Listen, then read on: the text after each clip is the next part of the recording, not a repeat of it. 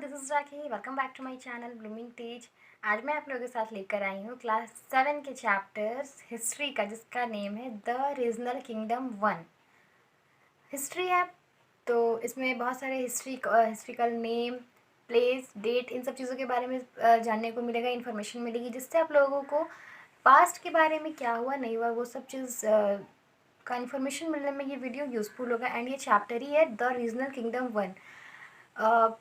Chapter video start करने से पहले मैं कहना चाहूँगी कि अगर अब तक आप लोगों ने हमारे चैनल को लाइक एंड सब्सक्राइब नहीं किया है तो हमारे चैनल को लाइक एंड सब्सक्राइब कर दे। इससे फ़ायदा ये होगा कि नेक्स्ट वीडियो के अपडेट आप लोगों को फर्स्ट में ही मिलते जाएंगे। एंड ये वीडियो बिल्कुल प्राइमरी एंड सेकेंडरी जो क्लासेस के बच्चों स्टूडेंट्स के लिए है। एंड मैं इस वीडियो को बहुत ईजी लैंग्वेज में सॉर्ट आउट कर रही हूँ, जिससे कि स्टूडेंट्स को बच्चे को बहुत हेल्प हो जाए। अगर CBSE ICSE बोर्ड में होता क्या है कि जनरली इंग्लिश में ही हर कुछ होता है और इंग्लिश में भी समझाया जाता है, तो बच्चों को बहुत चीज़ समझ नहीं आती है। और चूँकि हम लोग इंडिया के हैं तो इंडियंस पीपल होते हैं कि हिंदी लैंग्वेज का यूज़ करते ही है। तो उसी चीज़ को अगर हिंदी में एक बार डिस्क्राइब कर दिया जाए तो हिंदी में तो फिर उसको समझना बहुत ईजी हो जाता है। इसलिए मैं सोची कि क्यों ना इसे एक ईजी लैंग्वेज में समझा दिया जाए, ताकि सारे बच्चों को हेल्प हो जाए, स्टूडेंट्स को हेल्प मिलते जाए। तो इसलिए मैंने इसको दोनों लैंग्वेज इस वीडियो में मैंने सारे वीडियो में दोनों लैंग्वेज यूज़ कर रही हूँ अपने सारे वीडियोज़ में, हिंदी प्लस इंग्लिश, ताकि आप लोगों को हेल्पफुल हो जाए। तो चलिए वीडियो स्टार्ट करते हैं। The regional kingdom 1। Many dynasties ruled India during the early medieval period. In the north, the Rajput and Ghoris, the Pals and the Gujara were powerful. बहुत सारा टाइम पहले इंडिया में जब हम लोग जब ब्रिटिश गवर्नमेंट के अंडर में थे, देन उस टाइम बहुत सारे लोग आए और बहुत सारे लोग हम लोगों को अपने अंडर में रखे, हम लोग से बहुत सारा वर्क कराए, बहुत सारी चीज़ें कराई, जिससे कि बहुत प्रॉब्लम हुई, हम लोगों पे बहुत शोषण किया गया। तो फिर उस चीज़ का चेंजिंग कैसे हुआ, और पहले ये तो जान लें कि कितने लोग आकर हम लोगों को अपने अंदर में रखे, कितने लोग हम लोगों को प्रॉब्लम में डाल दिए, कितना प्रॉब्लम क्रिएट कर दिए। इन सब चीज़ों के बारे में आज हम लोग जानेंगे। तो फर्स्ट बात करते हैं नॉर्थ इंडिया की। नॉर्थ इंडिया में फर्स्ट कौन आए? द राजपूत। पहले राजपूत की एंट्री हुई। The word Rajput come from the Sanskrit. ये संस्कृत वर्ड से बना है। राजपूत वर्ड संस्कृत वर्ड से बना है, संस्कृत से बना है। इसका मतलब होता है सन ऑफ अ किंग, राजा का बेटा। राजा का बेटा को राजपूत कहा जाता था। Historian have different opinion regarding their origin. Historian पहले के जो थे उनका बहुत सारा डिफरेंट मतलब डिफरेंट चीज़ ये था, अर्थ था कि नहीं इनका ओरिजिन इस चीज़ से हुआ, नहीं इनका ओरिजिन इस चीज़ से हुआ। इस तरह से बहुत सारी बातें आई थी, बट मेन रीज़न यही था कि जो किंग राजा के बेटे होते थे, सन ऑफ किंग, उनको राजपूत कहा जाता था। इस तरह से बहुत सारी चीज़ें आई चली गई, और बहुत सारी बोला जाए तो बहुत सारी आर्ग्यूमेंट्स हुई, नहीं इस तरह से ये होगा, नहीं ये होगा, बट एक जाके के लास्टली एक फिक्स हुआ। अब आते हैं बहुत सारे लोग, कितने लोग आए और किस किस प्लेस पे आकर के कितने फाइट किए, कितने रूल एंड रेगुलेशन लाए और क्या क्या किए, सब कुछ जानते हैं step by step. First, Tomar of Delhi. Delhi में तोमार का आना। The Tomar rule founded the city of Delhi in the 18th century. The Chauhan and their terrorist. Delhi में 18th सेंचुरी में तोमार आए हुई पृथ्वीराज चौहान। इनकी नाम आप सुने होंगे। पृथ्वीराज चौहान काफ़ी फेमस थे बिकॉज ये बहुत फाइट किए थे ब्रिटिश लोग को रिमूव कराने में, इंडिया से बहुत फाइट किए थे। पृथ्वीराज चौहान जो है 1191 में मोहम्मद गौरी को डिफीट करा चुके थे, हरा चुके थे एक वॉर में, और उस टाइम वो विनर हो चुके थे। बट कुछ टाइम के बाद हुआ क्या कि गौरी जो है, मोहम्मद गौरी, वो पृथ्वीराज चौहान को डिफीट करा दिए थे, एंड उसी समय पृथ्वीराज चौहान को वो किल्ड कर दिए थे, मार दिए थे। तो इस तरह से पृथ्वीराज चौहान का डेथ हुआ था। अब आते हैं शालाकिन्स ऑफ गुजरात। गुजरात में एंट्री हुई सालाकिन्स की। The Solankis were also known as the Chalukyas of Gujarat. ये Siddha Raja was the most powerful ruler. The Dilwara temple, mount Abu and the sun temple at Gujarat were build by Solanki ruler. जो गुजरात में फेमस टूरिस्ट प्लेस है, Dilwara temple, mount Abu, sun temple, इन सब चीज़ों को बनवाया कौन था? सोलांकी रूलर्स बनवाए थे इन सब चीज़ों को। होता क्या था, जो भी लोग यहाँ आते थे शासन करने, तो कुछ बहुत सारी चीज़, टेम्पल, टूरिस्ट प्लेस बना देते थे। ये एक फ़ायदे की चीज़ है इंडिया के लिए। इसी के कारण इंडिया में बहुत सारे टूरिस्ट प्लेस बन चुके हैं, बिकॉज हर प्लेस पे लोग आकर के शासन किए थे, और शासनकाल के समय में, टाइम ड्यूरेशन में वो लोग ने बहुत सारी इमारतें बनवा दी। दिल्ली में ही बहुत सारे घूमने के प्लेस है, हर स्टेट में जाओ बहुत सारा घूमने का प्लेस मिल जाता है। और ये सारा चीज़ हिस्ट्री का पार्ट है, पिछले बहुत सालों साल पहले बना है, अभी कुछ बना नहीं है। तो जब गुजरात में सोलांकी लोग थे, आए अपने शासन किए, तो वो लोग इतनी सारी चीज़ बना करके चले गए, दे करके हमें चले गए। अब आते हैं पारामारा ऑफ मालवा। मालवा में पारामारा है, ये भी कुछ बनवाए होंगे। भोजा पारामारा वाज अ पावरफुल रूलर। जितने लोग भी आए थे सब पावरफुल थे, बिकॉज सारे लोग अपना पावर लेकर आए थे, और इतना पावर था उन लोगों के साथ, उन लोगों के पास, कि हम लोग पे शासन भी कर रहे थे और हम लोगों के लिए टूरिस्ट प्लेस बनवा रहे थे, ये रेल की पटरी बनवा रहे थे, फ्लाइट एयरपोर्ट बनवा रहे थे, स्टेशन बनवा रहे थे, बहुत सारी चीज़, टूरिस्ट प्लेस बनवा रहे थे, स्कूल वगैरह सब चीज़ बनवा रहे थे, ऑफिस, इंडस्ट्री, बिल्डिंग, सब कुछ बन रहा था। इतना पावर था उन लोगों के पास। His capital was that the temple of at Udaipur built by पारमारा। देखो मैंने कहा था ना कि हर प्लेस पे कुछ ना कुछ बनवा के ये लोग गए। उदयपुर में एक टेम्पल बनवाए थे और पारमारा के द्वारा ही ये टेम्पल बनाया गया। ये मतलब कि जितने लोग भी आए कुछ ना कुछ देकर गए, इस वजह से इन लोगों का नाम हिस्ट्री में आज तक है। आज तक हम लोग इनको लोगों को याद करते हैं। अब आते हैं कन्नौज। कन्नौज में भी आए थे कुछ लोग शासन करने और कुछ दे करके गए हैं। The rule by region of around Kannauj, the king Jayachandra was defeated by Mohammad Ghauri in 1194। जो जयचंद्रा थे वो हार गए थे मोहम्मद घौरी से 1994 में। तो ये सारे थे कि किस किस प्लेस में लोग आ रहे थे और किस तरह से अपने आप को अपना पावर दिखा रहे थे। अब आते हैं चंडेल ऑफ बुंदेलखंड। बुंदेलखंड की बात तो आप लोग जानते ही होंगे, सुने ही होंगे। The Chandel were the ruler of the land between Yamuna and Narmada river. Yamuna river और नर्मदा, इन दोनों के बीच का जो प्लेस है वो आता था बुंदेलखंड, उस पर शासन चला था।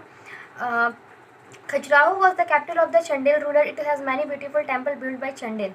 चंडेल लोग भी बहुत सारा टेम्पल बना कर गए, यमुना और नर्मदा रिवर के साइड में बहुत सारे टेम्पल का बनवाए। Kritiman was the most powerful ruler of the dynasty. उस टाइम के कृतिमान जो थे वो बहुत पावरफुल रूलर रहे और वो बहुत सारी चीज़ बनवा करके गए। हिस्ट्री में लोग आए तो सही, बहुत सारी चीज़ें लेकर के गए, तो बहुत सारी चीज़ें दे करके भी गए हैं। इस वजह से ही हमारा इंडिया डेवलप करने में हेल्पफुल भी रहा, हेल्प मिला, सपोर्ट मिला और सक्सेस भी जल्दी कर गया। अब आते हैं मोहम्मद ऑफ द घौरीज के बारे में आप पढ़ते हैं। लाइक गजनी घोर was a small kingdom in present day Afghanistan. ये स्टोरी अफगानिस्तान की है। अफगानिस्तान में जो घोर थे वो स्मॉल किंगडम थे, छोटे हुए थे। Mohammad of Ghazni has defeated the ruler of Ghor and had made him the vassal. After Mohammad death how is Ghazni was become weak taking advantage this. हुआ क्या कि ये लोग वॉर कर रहे थे, वॉर करते करते समय ऐसा हुआ प्रॉब्लम कि हालात डेथ तक चले जाते थे। तो लास्टली एक पर्सन का डेथ हुआ, देन जाकर ही वॉर जो है वॉर का एंड हुआ और एक विनर कहलाया, एक राजा बना और उस प्लेस पे टोटल उसका ही सारा चीज़ चलने लग गया। इस तरह से बहुत सारी वॉर हुई और बहुत सारे प्लेस पे लोग आए और एक्शन लिए। अब आते हैं द बैटल ऑफ ट्रेनियन इन 1191 में क्या क्या बैटल हुई। The armies of Mohammad Ghori and Prithviraj Chauhan clash at Tarain. इन दोनों की आर्मी थे, बिकॉज पृथ्वीराज चौहान और मोहम्मद घौरी में फर्स्ट से ही वॉर चल रहा था। चैप्टर फर्स्ट में भी मैंने राजस्थान से ही शुरू हो गया था वॉर, मोहम्मद घौरी और पृथ्वीराज चौहान में। पृथ्वीराज चौहान का डेथ तो घौरी कर चुके थे, फिर भी चल ही रहा था क्योंकि पृथ्वीराज चौहान का ना डेथ हुआ, उनके बाद जो और लोग हैं वो उनके सपोर्ट में थे, वो लोग तो फाइट कर ही रहे थे। तो इस वजह से घौरी का जो वॉर था, फाइट था, वो चलता ही रह गया। चलते चलते हुआ क्या कि बहुत सारी चीज़ का वो लोग प्रिपेयर किए, बहुत वॉर किए, बहुत तरह से एंड करने का प्लानिंग किए, बट अनसक्सेसफुल रहा। Prithviraj apply to neighbouring king of the help.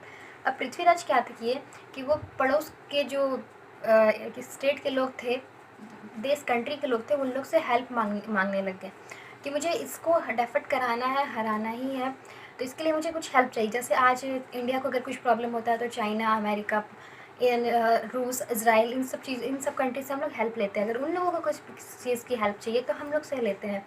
Same thing पहले भी था, पहले भी इसी तरह से चल रहा था, आज भी इसी तरह से चल रहा है, तो इस तरह से होता है। Then Mohammad Ghori did not stop at that is 1194 defeated Raja Jayachandra in the battle of Chandwar. Therefore, he overran the entire Ganga Yamuna Doab. He left the trust general in charge of the land he had conquered and returned his homeland. Lastly बहुत fight चला, चंदवार में भी चला, बुंदेलखंड में भी वो वहाँ के जयचंद्र राजा को डेफेट करा दिए। इसके बाद एक मीटिंग आई, बहुत सारे लोग आए, एक मीटिंग हुई, देन लास्ट में मोहम्मद घौरी उनके होमलैंड को, मतलब मातृभूमि को वापस कर दिए। एक समझौते से ये लड़ाई फिर शांत हुआ, बिकॉज हर दिन वॉर हो रहा था, फाइट हो रहा था, लोग डेथ हो रहे थे, लोग मर रहे थे, किल हो रहा था, फ़ायदा कुछ हो ही नहीं रहा था। तो लास्टली एक समझौता हुआ, एक मीटिंग हुई, एक आर्ग्यूमेंट हुआ, एक डिस्कशन डिसीजन लिया गया जिससे कि हम लोगों का लैंड को वापस करा दिया गया। ये था मोहम्मद घौरी और पृथ्वीराज चौहान के बीच का फाइटिंग। अब है स्ट्रगल फॉर कन्नौज। अब कन्नौज का स्ट्रगल स्टार्ट हुआ। स्ट्रगल ऑफ कन्नौज, कन्नौज में फिर स्ट्रगल स्टार्ट हुआ बिकॉज नॉर्थ इंडिया का सबसे इंपॉर्टेंट प्लेस कन्नौज था, बिकॉज यहाँ पे बहुत सारे मिनरल्स रिसोर्स थी जो एग्रीकल्चर के यूज़ में आने वाला था, इसलिए इसको बचाना बहुत ज़रूरी था, इसको सेफ रखना बहुत ही इंपॉर्टेंट था ब्रिटिश लोग से।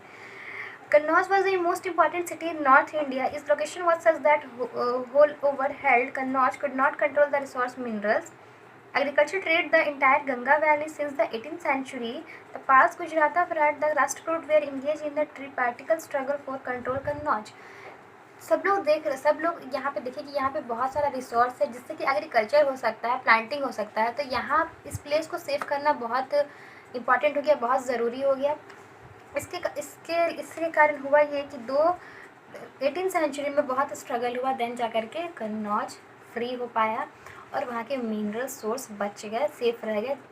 उसका यूज़ हम लोगों ने बाद में किया, एग्रीकल्चर करने में, प्लांटिंग करने में, इंडस्ट्री के यूज़ में लाया हम लोगों ने। अब आते हैं हम लोग the Deccan. There are between the Narmada and Krishna river is also known as the Deccan. The Rashtrakuta was very powerful here. Narmada and Krishna river जो है, नदी है, नर्मदा नदी एंड कृष्णा नदी, इन दोनों के बीच के जो प्लेस थे उसको बोला गया द डेक्कन। ये डेक्कन जो था वो बहुत इंपॉर्टेंट था उस समय के लिए और आज भी इम्पॉर्टेंट है। यहाँ पे राष्ट्रकूट लोग आए थे, राष्ट्रकूट महाराष्ट्र में ये लोग मिले और वहाँ पे महाराष्ट्र में लोगों को अपने अंडर में किए हुए थे और वहाँ के सोर्स को यूज़ कर रहे थे अपने से। Rashtrakuta rose the power in the 18th century. सारी चीज़ें कब हुई? 18th सेंचुरी में हुई। तो हम लोगों को पता चलता है ना कि हाँ 18th सेंचुरी में इतनी सारी चीज़ें हुई, इसीलिए इस टाइम को मिडिएबल वर्ल्ड बोला गया, मॉडर्न पीरियड बोला गया था 18th सेंचुरी को। तो इस तरह से महाराष्ट्र में भी बहुत सारा चीज़ हुआ। तो हम लोग ये देख सकते हैं कि नॉर्थ इंडिया में, नॉर्थ साइड में, इन पूरे इंडिया में नॉर्थ साइड में बहुत सारे लोग आए, एक्शन लिए, बहुत सारे लोगों को रिमूव किया गया क्योंकि हम लोगों को अपना सोर्स बचाना था, सेव करना था, अपने इंडिया के चीज़ों को सेव करना था, इसीलिए बहुत सारी चीज़ें आई। तो हम लोगों ने फाइट करके, एक्शन लेके खुद को सेव कराया। तो ये था नॉर्थ इंडिया का part, the regional kingdom 1। I hope video समझ आया हो आप लोगों के लिए। मैं इसका साउथ इंडिया के बारे में बताऊंगी नेक्स्ट वीडियो के पार्ट 2 में। नॉर्थ इंडिया में मैं एक पार्ट 1 बनाई, पार्ट 2 में मिलती हूँ। साउथ इंडिया से रिलेटेड मैं आप लोगों को बताऊंगी कि वहाँ पे लोगों ने अपने इंडिया के सोर्स को सेफ रखने के लिए क्या क्या किया और क्या क्या एक्शन लिया। नेक्स्ट वीडियो पे बने रहे आप लोग ताकि सारी इन्फॉर्मेशन आप लोग को मिलेगी। तब तक के लिए थैंक यू बाय।